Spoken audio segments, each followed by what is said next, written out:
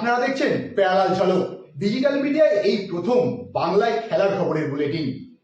ISL থেকে I league, Mohun Bagan থেকে east Bengal, সব খবরের লেটেস্ট আপডেট সঙ্গে বিশ্ব ফুটবলের খবর নিয়ে আমাদের বিশেষ সেগমেন্ট খেল সকার। 4 এপ্রিল জামশেদপুরের সঙ্গে খেলা, জামশেদপুরের মাটিতে। সেই ম্যাচকে সামনে রেখে অনুশীলন শুরু মোহনবাগানের। সব বিদেশি এলেও এদিনের অনুশীলনে অনুপস্থিত জেমি ম্যাকলারেন, তিনি ছুটিতে। অস্ট্রেলিয়ার স্ত্রীর সঙ্গে দেখা করতে গিয়েছেন। শুক্রবার দলের সঙ্গে যোগ দিয়ে অনুশীলন করবেন। জেমি ছাড়াও এদিনের অনুশীলনে নেই 9 জন স্বদেশি ফুটবলার, তার মধ্যে 6 জন সিনিয়র ভারতীয় দলে ও বয়সভিত্তিক দলে আরও 3 জন। সেই কারণেই অনূর্ধ্ব 18 দল থেকে কিছু ফুটবলারকে নেওয়া হয়েছে সার্জিও লোবেরার অনুশীলনের সুবিধার্থে। 31শে মার্চ হংকংয়ের বিরুদ্ধে ভারতীয় দলের খেলা, তারপরই জাতীয় দল থেকে মোহনবাগানে ফিরে আসবেন বিশাল কেইত, মানবীর, লিস্টনরা। এই কদিন তাই তাদের শূন্যস্থান পূরণ করার জন্য অনূর্ধ্ব 18 দল থেকে বেশ কিছু ফুটবলারদের দিয়েই কাজ চালাতে হবে মোহনবাগানের হেড স্যারকে। 5 পয়েন্ট খুইয়ে লিগ টেবিলে 2 নম্বরে থেকে 4 এপ্রিল জামশেদপুরের বিরুদ্ধে খেলতে নামছে মোহনবাগান। উল্টো দিকে 7 পয়েন্ট নষ্ট করলেও মোহামেডানের বিরুদ্ধে 7 গোলে জিতে লিগ টেবিলে 4 নম্বরে ইস্ট বেঙ্গল। কলকাতার দুই প্রধানের কেউ এই মুহূর্তে শীর্ষস্থানে না থাকলেও মোহনবাগানের প্রাক্তন ফুটবলার মানস ভট্টাচার্য বলছেন, লিগ কিন্তু এখনো ওপেন। ওয়াইড ওপেন, সব সময় ওয়াইড ওপেন। এবারে লিগ সিঙ্গেল লিগ হতেই পারে। আমি তোমাকে শুরুতেই বলেছিলাম ইস্টবেঙ্গল মোহনবাগান দুটো টিমই ভালো, ইস্টবেঙ্গল কিন্তু খারাপ না। তবে মোহনবাগান যে অ্যাডভান্টেজ পেয়ে গেছিল লিগের শুরুতে, এই 5 পয়েন্ট হারিয়ে তারা কিন্তু অনেকটাই ব্যাকফুটে চলে গেছে। এবং আগামী 4 তারিখ যে ম্যাচটা হতে চলেছে জামশেদপুরে, এই ম্যাচটা কিন্তু মোহনবাগানের কাছে লাইফ অ্যান্ড ডেথ ম্যাচ। এই ম্যাচ থেকে যদি 3 পয়েন্ট মোহনবাগান তুলে আনতে না পারে, 1 পয়েন্ট লস করলেও কিন্তু মোহনবাগান কিন্তু চাপে পড়ে যাবে, ড্র করলেও চাপে পড়ে যাবে। তো সুতরাং লোবেরোকে এখন এটা নিয়ে ভাবতে হবে। আমার লোবেরোর একটা জিনিস মানে ঠিক লাগলো না, যে দুটো ছেলে গতবার এত ভালো খেলেছিল, তাদের কম্বিনেশনটা এত ভালো ছিল, এই রবিনোকে দেখতে গিয়ে তিনি কিন্তু মানবীর আর লিস্টনের এই কম্বিনেশনটাকে নষ্ট করে দিয়েছেন। ওনার যদি রবিনোকে খেলাতেই হয়, উনি পেছন থেকে খেলাতে পারতেন, কোনো অসুবিধা নেই। হোল্ডিং মিডফিল্ডার হিসেবে ওকে খেলাতেই পারতেন, ওর পাসিং ভালো। আর ছেলেটার এখন ইনজুরি যখন আছে, তখন গত ম্যাচে এতটা রিস্ক নেওয়া কিন্তু ঠিক হয়নি। 85 মিনিটের মাথায় মানবীরকে তিনি নামালেন। আমি বুঝতে পারলাম না কি উদ্দেশ্য নিয়ে তিনি ওই শেষের দিকে, আর ওই স্পিডে খেলা হচ্ছে, সেই স্পিডটাকে ম্যাচ করতেও তো মানবীরের অনেকটা সময় লাগবে, তাই না বলো? সেটাই হয়েছে। আর একটা জিনিস যেটা, আপুইয়া এবং তোমার অনিরুদ্ধ থাপা যেভাবে শুরু করেছিল, কিন্তু লাস্ট দুটো ম্যাচ ওদের দুজনই কিন্তু আমাকে খুব হতাশ করেছে। বিশেষ করে অনিরুদ্ধ থাপা, ওদের বোর গাছটা যে এতটা নিচে নামবে আমি কিন্তু সেটা ভাবিনি। তো যাই হোক, ওরা আবার বেশ কিছুদিন রেস্ট পেয়ে যাচ্ছে, 10 দিনের মতো রেস্ট আছে। 4 তারিখে যখন খেলাটা হবে, আমার মনে হয় মোহনবাগান নতুন উদ্যমে খেলার চেষ্টা করবে। মোহনবাগান টিম কিন্তু খারাপ না, আমি বারবার বলছি, মোহনবাগান টিম খুব ভালো দল। আর ইস্টবেঙ্গলের কথা তুমি যেটা বললে, এই 7 গোলটা, দেখো মোহামেডান কোনো টিম নয়। মোহামেডান যে টিম নিয়ে খেলছে বা মোহামেডানের প্লেয়ারদের যে দক্ষতা, তার সাথে আইএসএল এর স্ট্যান্ডার্ডের কোনো মানে মাপকাঠি হতে পারে না। সেদিক থেকে আত্মবিশ্বাস বাড়ে, গোল করলে একটা দলে আত্মবিশ্বাস বাড়ে। সেখান থেকে ইস্টবেঙ্গল যদি পরপর আরো দুটো ম্যাচ জেতে, তাহলে আত্মবিশ্বাসটা অনেকটা তুঙ্গে এসে যাবে এবং তাদের অনেকটা সুবিধাই হবে। দেখো, এটা সাপ লুডু খেলা, সাপের মুখে পড়লে তোমাকে নামতে হবে, আর সিঁড়িতে চড়ে তোমাকে উপরে যেতে হবে। তার মানে জয় চাই। এখানে ড্র কিন্তু কাজে দেবে না, ড্র করলে তুমি আরো চাপে পড়বে। জয় হচ্ছে এগিয়ে যাওয়ার উত্তরণ, আমি বলবো। হ্যাঁ, সুতরাং তোমাকে জিততে হবে, পয়েন্ট তুলতে হবে 3টে করে, তবেই তুমি আবার সেই জায়গায় আসতে পারবে। আমি এখনো আশাবাদী, মোহনবাগান যা দল, মোহনবাগান জেতার মতো দল। এবং আমার মনে হয় যে গন্ডগোলগুলো মোহনবাগান দলে হচ্ছে, মাঝমাঠের কম্বিনেশনটা হচ্ছে না, যেমন ভবানীপুর লাস্ট ম্যাচটা, মুম্বাই ম্যাচটা যদি তুমি দেখো, হাই ডিফেন্সে খেলছে, অনেকে উঠে আসছে, ওই যে গ্যাপ তৈরি হচ্ছে, দুটো ফাস্টার উইঙ্গার, ওদের শান্তের স্পিড তো তুমি জানো, অসম্ভব স্পিড, এবং ওই গ্যাপে বল ফেলে দিচ্ছে, আর দুদিক থেকে দৌড়ে এসে পুরো টিমটাকে কিন্তু অনেকটাই বিভ্রান্ত করছে। যদি সেদিনটা মেহতাব একটা গোল না বাঁচাতো এবং গোলরক্ষক আমাদের বিশাল কাইত যদি গোল না বাঁচাতো, তাহলে মোহনবাগান টিম কিন্তু একাধিক গোলে হেরে মাঠ ছাড়তে হতো।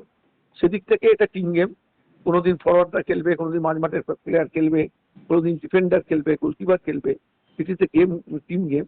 তা ওই দিন কিন্তু এরা দুজন কিন্তু খুব দারুণভাবে মোহনবাগানকে বাঁচিয়ে দিয়েছে। আর কামিন্সের কথা কি বলবো, কামিন্সকে দিয়ে শুরু করে উনি যেন টিমটাকে আরো স্লোয়ার করে দিচ্ছেন, সেই স্পিড কামিন্সের নেই এখন। ফুটবল গতির খেলা, সুতরাং লিস্টন আর মানবীরকে দিয়ে যদি উনি শুরু করেন, আমার মনে হয় দলের ভালো হবে। সার্জিও লোবেরা নিজেদেরকে অন্যতম ফেভারিট হিসেবে দেখলেও অস্কার বুজো কিন্তু নিজেদেরকে একটু পিছিয়েই রাখছেন। মানস ভট্টাচার্যের মতে যে যাই বলুক ওনারা দুজনেই আত্মবিশ্বাসী। দুজনই আত্মবিশ্বাসী। আজ তোমাকে আমি বললাম, রুজো এখন একটু কম আশা করছে, কিন্তু ওনার একটা সুপ্ত বাসনা আছে যাতে আরো ওপরে টিমটাকে তুলে আনতে পারেন। আর লোবেরও তার টিমটা জানেন, টিমে কি আছে না আছে তিনি সেটা বলেছেন। তবে কথায় তো বলে হবে না, মাঠে প্রমাণ করতে হবে। আমি আবার বলছি, মুম্বাই, এফসি গোয়া, এই দলগুলো কিন্তু অনেক ভালো। তুমি দেখেছো ভবানী সুনীল ছেত্রীরা তাদের কোচ বদল করেছে, বিদেশি একজন ভালো কোচ এনেছে, এবং পরবর্তী পর্যায়ে তুমি বেঙ্গালুরুকেও কিন্তু অন্য মেজাজে দেখতে পাবে। সুতরাং সামনের দিকে যত খেলা এগোবে ততই কিন্তু টুর্নামেন্টে জৌলুস পারবে শুধু না, প্রতিদ্বন্দ্বিতাও কিন্তু অনেক ক্ষুদ্র রাখবে। লিগের প্রথম 6টা ম্যাচ খেলতে পারেননি ঠিকই, কিন্তু চেন্নাইন এফসির ম্যাচ দিয়ে ফিরতে পারেন ইস্টবেঙ্গলের বিদেশি ডিফেন্ডার কেভিন সিভিলে। মানুষের কথায় ও ফিরলে ইস্টবেঙ্গলের রক্ষণ আরো মজবুত হবে। ও তো ফিরে আসছে শুনলাম, ও আর কয়েকটা ম্যাচ পরেই ফিরে আসবে। ও এলে ইস্টবেঙ্গল ডিফেন্স আরো ভালো হবে, এলে ভালো হবে, এটা নিয়ে বলার অপেক্ষা রাখে না। ও যদি ফিট হয়ে খেলে দলের অনেক ভালো হবে, এটা আমি বলতে পারি। ইস্টবেঙ্গল দলের অনেক ভালো হবে। এই মুহূর্তে দুজনেই সর্বোচ্চ গোলদাতার তালিকায় 7 গোল করে যুগ্মভাবে শীর্ষে আছেন মোহনবাগানের জেমি ম্যাকলারেন ও ইস্টবেঙ্গলের ইউসুফ এজেজারি। শেষ পর্যন্ত কে করবে বাজিমাত? মানস ভট্টাচার্য বলছেন জেমি এগিয়ে থাকলেও এখনো বলার সময় আসেনি। এখনো সেই সময় আসেনি। আর একটু বলতে হবে, McLaren is much better than Yusuf থেকে, আমি এটা তোমায় বলে দিতে পারি। ও ভালো, ও কিন্তু এবার আরো ভালো ফর্মে আছে, ওকে একটু সাপোর্ট দিতে হবে। সাপোর্ট দিলে ও ভালো করতে পারবে। এও ভালো প্লেয়ার, গোল গেটার ভালো, আমি খারাপ বলছি না। তা এখনই দুজনের মধ্যে সেইভাবে আমি তুলনা করব না, দুজনের স্টাইল অফ গেমটাই আলাদা। সেদিক থেকে আমি ম্যাকলারেনকে একটু হলেও এগিয়ে রাখবো।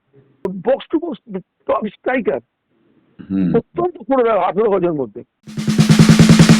বৃহস্পতিবার কর্ণাশ্রী কাপে ইস্টবেঙ্গল মাঠে শ্রীভূমি এফসিকে 2-1 গোলে হারালো ইস্টবেঙ্গলের মহিলা দল।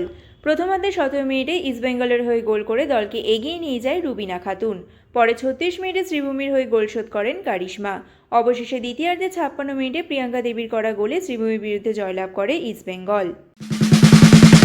বৃহস্পতিবার মহিলাদের উয়েফা চ্যাম্পিয়ন্স লিগের কোয়ার্টার ফাইনালে ফার্স্ট লেগে নিজেদের ঘরের মাঠে 3-2 গোলে ম্যানচেস্টার ইউনাইটেডকে হারালো বায়ার্ন মিউনিক। মিউনিকের হয়ে জোড়া গোল হার্ডারের এবং আরেকটি গোল তানিকা ভার্ট। অপরপক্ষে ম্যানচেস্টার ইউনাইটেডের হয়ে 2টি গোল তিসিয়ার এবং লুনকভিস্ট।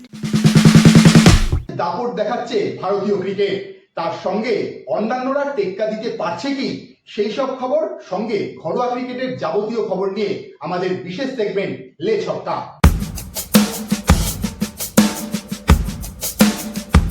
চলতি বছরে আইপিএলের উদ্বোধনী অনুষ্ঠান বাতিল করে দিল ভারতীয় ক্রিকেট বোর্ড। গত বছর 4 জুন রয়্যাল চ্যালেঞ্জার্স বেঙ্গালুরু প্রথমবার চ্যাম্পিয়ন হওয়ার উৎসব চলাকালীন পদপৃষ্ট হয়ে 11 জনের মৃত্যু হয়েছিল। সেই নিহতদের প্রতি শ্রদ্ধা জানিয়ে এবছরের উদ্বোধনী অনুষ্ঠান বাতিল করার সিদ্ধান্ত নিল বিসিসিআই।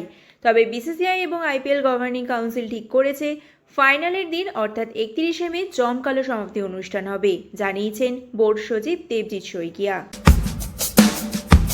এবারের আইপিএলে ওপেনিং জুটি বদলে ফেলেছে চেন্নাই সুপার কিংস। গত বছর ডেভান কর্নো এবং রাজেন রবীন্দ্র ওপেন করেছিলেন চেন্নাইয়ের হয়ে। পরিবর্তে থাকছেন সিএসকে অধিনায়ক ঋতুরাজ গায়কোয়াড় নিজেই। তার সঙ্গী কে হবেন তা নিয়ে অবশ্য তর্কের অবকাশ নেই। টি-20 বিশ্বকাপের নায়ক সঞ্জু স্যামসনকে এবার নিয়েছে চেন্নাই সুপার কিংস, ফলে তিনিই অধিনায়কের সঙ্গী হবেন।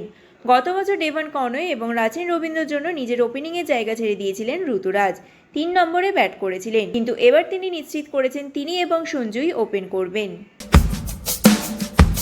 2026-27 মরশুমের জন্য ঘরের মাঠে ভারতীয় দলের সূচি প্রকাশ করেছে ভারতীয় ক্রিকেট বোর্ড। দেশের মাটিতে মোট 9টি একদিনের ম্যাচ খেলবেন কোহলি রোহিত। 2027 3রা জানুয়ারি ইডেনে জিম্বাবুয়ের বিরুদ্ধে ভারতের একদিনের ম্যাচ রয়েছে, সেখানেই দেখা যাবে বিরাট কোহলি রোহিত শর্মাকে। 2027 ফেব্রুয়ারি পর্যন্ত যে সূচি প্রকাশিত হয়েছে তাতে মোট 4টি দল ওয়েস্ট ইন্ডিজ, শ্রীলঙ্কা, জিম্বাবুয়ে এবং অস্ট্রেলিয়া এই দেশে সফরে আসবে। 17টি শহরে 22টি ম্যাচ হবে। মোট 9টি একদিনের ম্যাচ, 8টি টি-20 ম্যাচ এবং 5টি টেস্ট রয়েছে।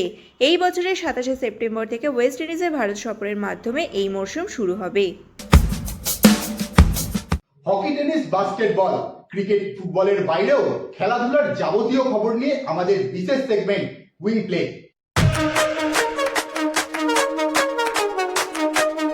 আমেরিকান ফ্রিস্টাইল রেসলিংয়ের সাথে স্বাক্ষর করলেন অলিম্পিক স্বর্ণপদকজয়ী গ্যাবেল স্টিভসন। 2021 টোকিও অলিম্পিকে মার্কিন যুক্তরাষ্ট্রের হয়ে সোনা জিতেছিল স্টিভসন। এছাড়াও মিনেসোটা বিশ্ববিদ্যালয়ের হয়ে খেলে কলেজের শীর্ষ কুস্তিগির হিসেবে দুবার ট্রফি জিতেছেন।